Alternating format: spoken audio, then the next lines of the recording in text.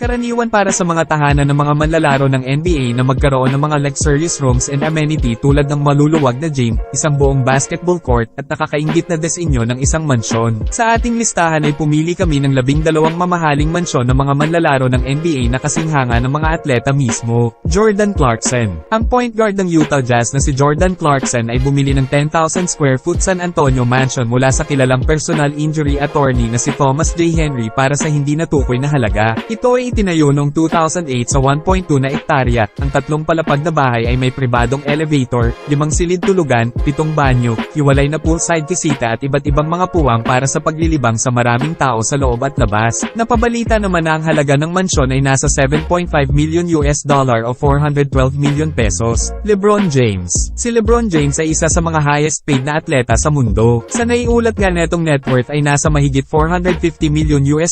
Kumikita siya ng napakalaki na $40 million bawat taon mula lamang sa mga laban na kanyang nilalaro. Ang Los Angeles, kung saan kadalasang nakikita si James, ay isa sa mga pinakamaluwalhating lugar sa mundo. Ang lungsod ay isang karaniwang paborito para sa maraming mga celebrity, at si James ay siguradong nangunguna sa bilang na iyon. Ang mansyon ni James na nabili dito ay tinutukoy bilang isang obra maestra ng disenyo at liwanag. Ipinagmamalaki ng bahay ang 8 silid tulugan at 11 banyo, na pinatingkad ng mga marble countertop, mga dingding at isang kaaya-ayang puleta ng kulay na nakatutok sa puti. Nakumpleto ang pagtatayo ng mansyon na nito noong September 2018, kaya hindi nakakagulat na mukhang sariwa, naiiba at may mga katangian na nagpapaganda sa mga pinakakontemporaryong mata. Tamang-tama ang lokasyon nito, sa dulo ng isang kalye, sa isang kilalang burol, na napapaligiran ng iba pang mararangyang tahanan. Ang mansyon na ito ay napabalitang nagkakahalaga ng $52 million o 2.9 billion pesos. Kevin Durant. Noong summer ng 2021, ang two-time NBA champion ay bumili ng mansyon na nagkakahalaga ng $15.6 million o 900 million pesos. Ang mansyon, na matatagpuan sa Hidden Hills, California, ay isang dream come true para sa bawat homeowners. Ang Hidden Hills ay isang lungsod at isang gated na komunidad na matatagpuan sa Santa Monica Mountains sa Southern California. Ayon sa census noong 2020, ang lungsod ay may populasyon na 1,725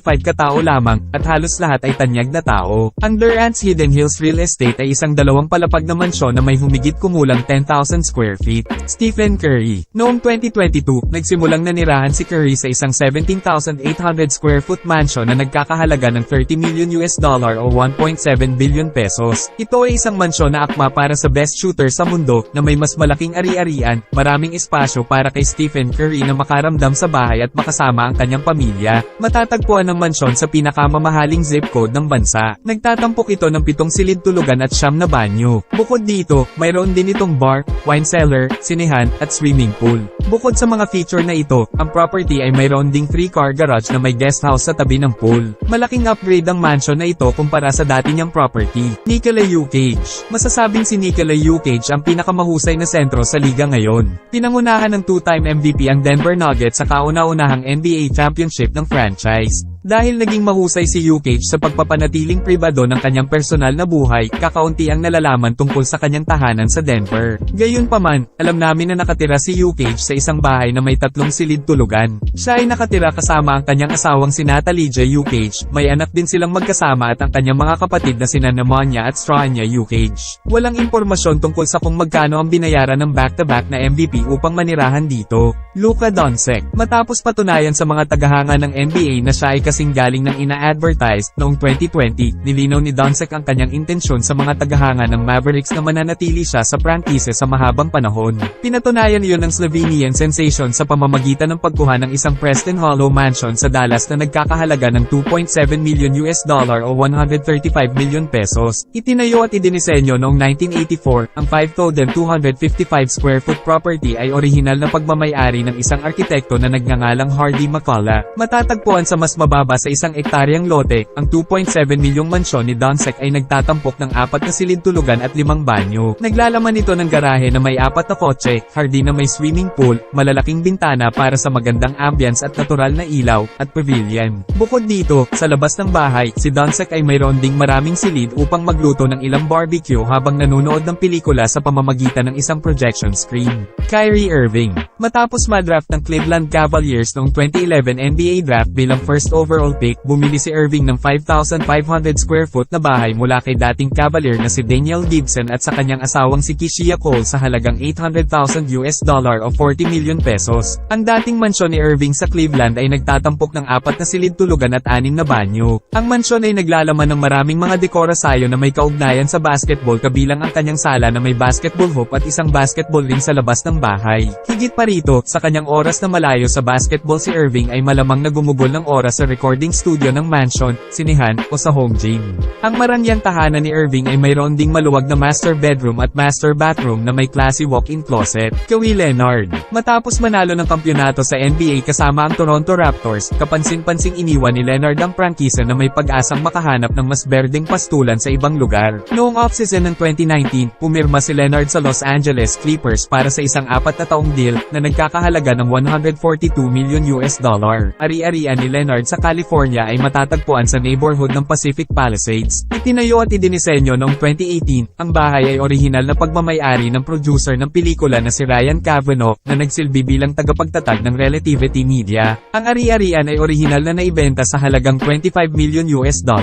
Gayunpaman, binawasan ng Cavanaugh ang presyo ng pagbebenta sa $17.5 million o 875 million pesos. Giannis Antetokounmpo. Hindi tulad ng karamihan sa mga NBA superstar, si Giannis ay hindi talaga nagkaroon ng agarang epekto sa NBA. Sa katunayan, kumikita siya ng mas mababa sa $3 million taon-taon na humantong sa kanya at sa kanyang pamilya na gumawa ng trabaho sa isang 2 silid na apartment. Ngunit pagkatapos na mag-improve sa NBA, si Giannis ay lumitaw bilang mukha ng Bucks franchise. Sa katunayan, ginantimpalaan siya ng Bucks sa pamamagitan ng pagbibigay sa kanya ng 4 na taon, $100 million na extension ng kontrata noong 2016. Sa mas maraming pera sa kanyang mga bulsa, hindi nakakagulat na pinili ni Giannis na i-upgrade ang kanyang tirahan na may 10,000 square foot na bahay. Sa katunayan, nararapat na tandaan na ang mansyon ay dati ring pag-aari ng 2 dating manlalaro ng Bucks na parehong naging mga kasamahan ni Giannis mismo. Nagtatampok ang $1.8 milyong na bahay ni Giannis ng 5 silid tulugan at 7.5 banyo. Bukod dito, ang bahay ay nagtatampok ng isang maaaring iurong na pader na humahantong sa isang swimming pool. Bukod sa mga amenity na ito, ang bagong tahanan ni Giannis ay mayroon ding maluwag na banyo, sala,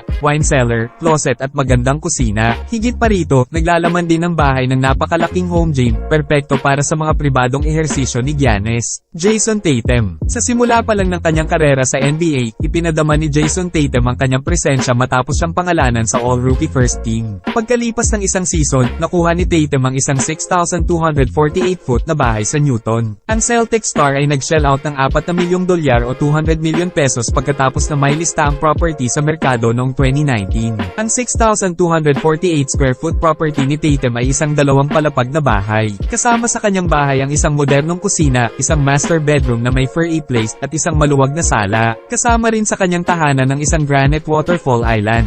Joel Embiid. Sa kabila ng pagkakadraft sa 2014 NBA Draft bilang ikatlong overall pick ng Philadelphia 76ers, napilitan si Embiid na magpahinga sa unang 2 season ng kanyang karera sa NBA dahil sa malubhang pinsala sa paa. Ngunit matapos gumaling mula sa pinsala sa paa, pinili ni Embiid na magrenta ng kondo na matatagpuan sa 2 Liberty Place, isa sa mga kilalang skyscraper ng lungsod, sa tulong ng ahente ng real estate na si John Bowleres. Sa halagang $2.1 million, ang kondo ay nagtataglay ng 2,750 square feet ng living space. May kasama itong 3 silid tulugan at 4 na banyo. Nagtatampok din ang kondo ng malaking dining area, kusina, at magandang sopa para manood ng telebisyon si Embiid. Kasama rin sa mga amenity ng kondo ang isang imbakan ng alak at isang oriental station na madaling makapaghatid sa 6 na beses na all-star ng ilang inihaw na pato. Bukod sa mga amenity, tatangkilikin din ni Embiid ang magandang tanawin ng lungsod ng Philadelphia kung saan matatagpuan ang kanyang silid na 40 palapag sa itaas ng lungsod. Ja Morant. Naglaro si Morant sa kanyang buong karera sa NBA hanggang ngayon sa Grizzlies, kaya hindi nakakagulat na bumili siya ng bahay sa Tennessee at nagpatuloy si Morant upang bumili ng 13,000 square foot estate sa Eads, Tennessee sa halagang $3.5